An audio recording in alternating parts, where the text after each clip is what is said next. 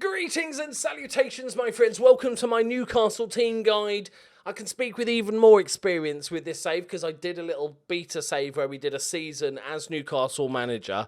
So, obviously, I'd love to see Newcastle get rid of Mike Ashley and become a big team. They've got one of the best fan bases in the country. One of the many reasons I enjoy doing these little sort of fun mini guides is I always like seeing each season to see how many views each of the Premier League teams has. And Newcastle always does well because their fan base is just amazing.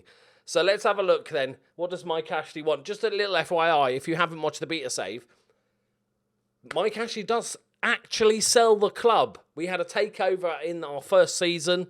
It wasn't like a tycoon or anything, but we had a takeover, a new owner, which is always good.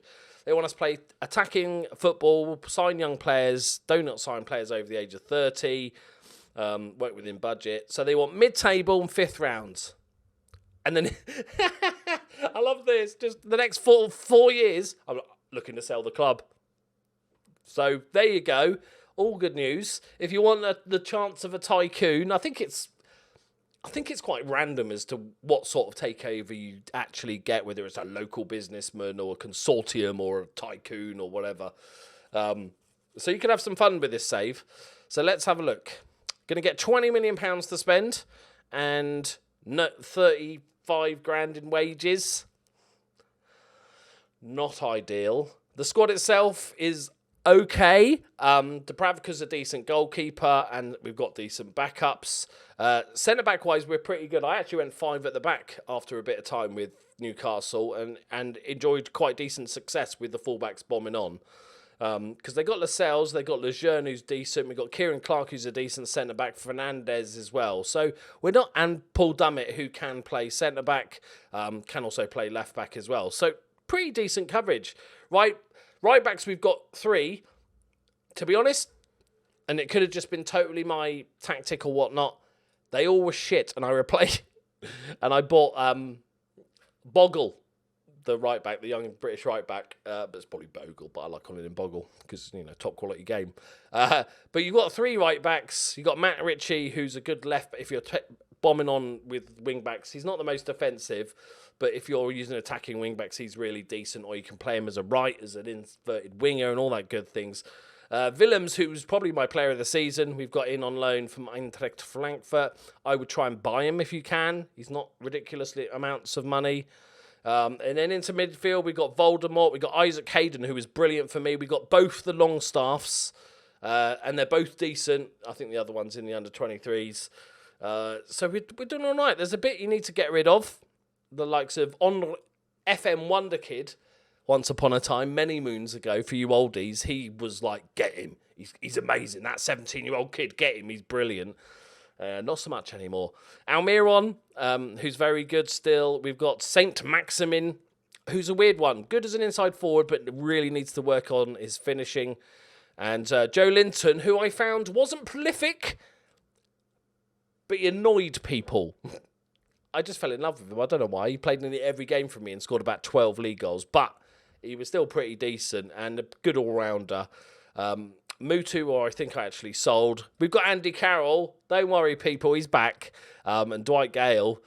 Yeah. Let's have a look at the development centre.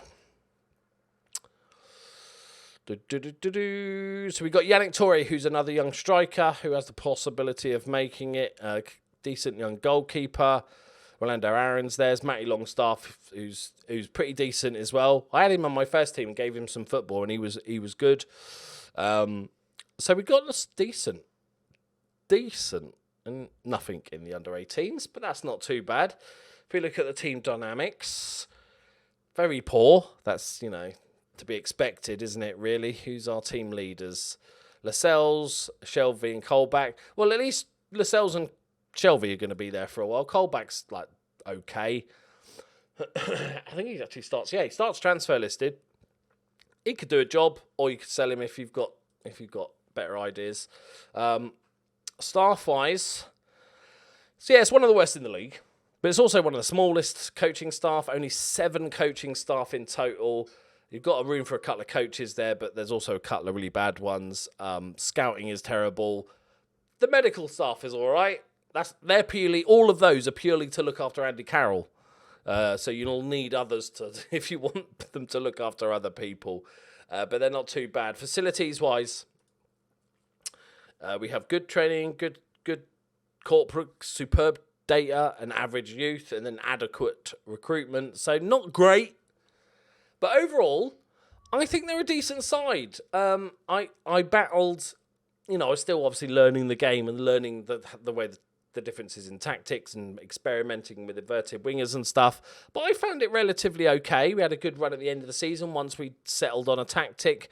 I think mid-table is perfectly acceptable. And then you kind of never know what's going to happen because obviously a new owner's going to come in and they might go, here's 100 million quid, we want Champions League football next season, or they might do nothing and be happy again with mid-table. So this is kind of going into the unknown a little bit.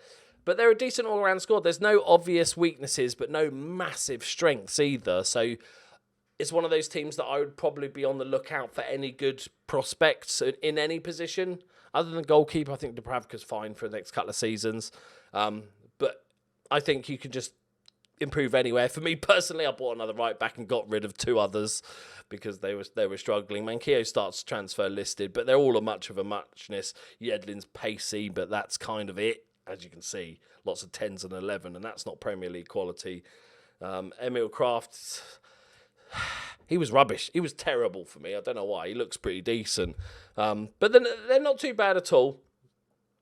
And we've got some decent youth. I'm not sure how many more you'll get through because, as you saw, the facilities aren't fantastic. And this staff need to ask the board to get more staff, ask for more coaches, all that good stuff. Because that needs work. But there you go. Like I said, it's a tough one, Newcastle. It's okay the first season. The challenge is fine. Mid-table, that's definitely doable. But then you're in the lap of the gods as to what you're going to get next season. But at least you'll be able to enjoy the fact that fucking fat wanker Mike Ashley is not at your club anymore. So you can just enjoy that. It's almost like I don't care who comes in, just as long as it's not Mike Ashley. Right, there we go, my friends. Thank you very much for watching. Leave a like if you enjoyed it. Subscribe if you're new. Go check out the other guys and make sure you're here for the Journeyman, which launches very soon. I'll see you tomorrow. Bye-bye.